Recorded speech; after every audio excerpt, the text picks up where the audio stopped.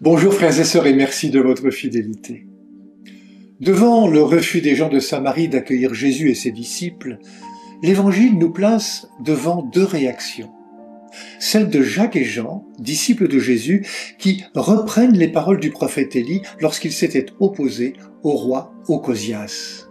Et celle de Jésus lui-même, qui, se distinguant du prophète Élie, adopte une attitude pacifique en ne forçant pas les portes qui lui sont fermées et partant pour un autre village.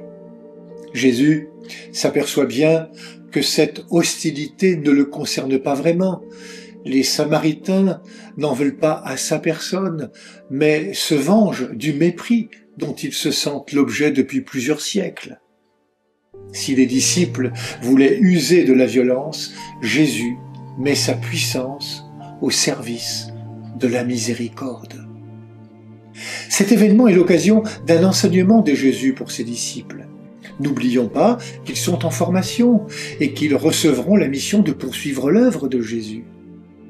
Si Jésus sait où il va, l'Évangile nous dit qu'il est déterminé pour monter à Jérusalem. Encore faut-il que ses disciples comprennent la volonté et les intentions de leur maître.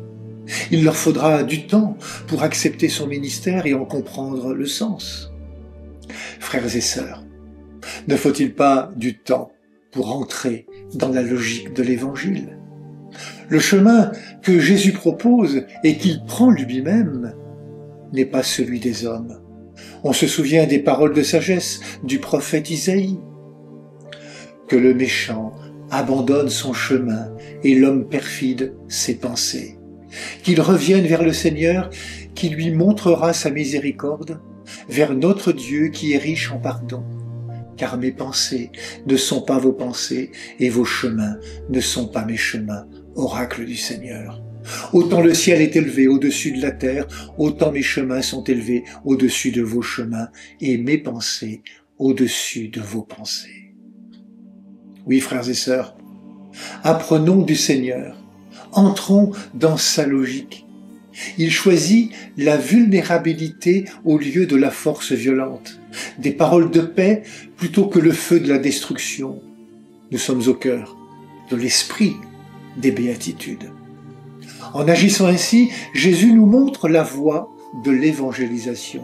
Jésus refuse qu'on utilise son nom, son saint nom, pour justifier la violence, la haine ou son intérêt personnel.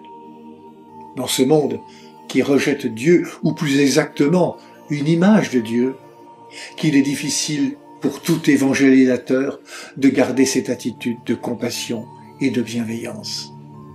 Que de retenue il faut pour ne pas ajouter de l'huile sur le feu des conflits, voire des violences au nom de Dieu.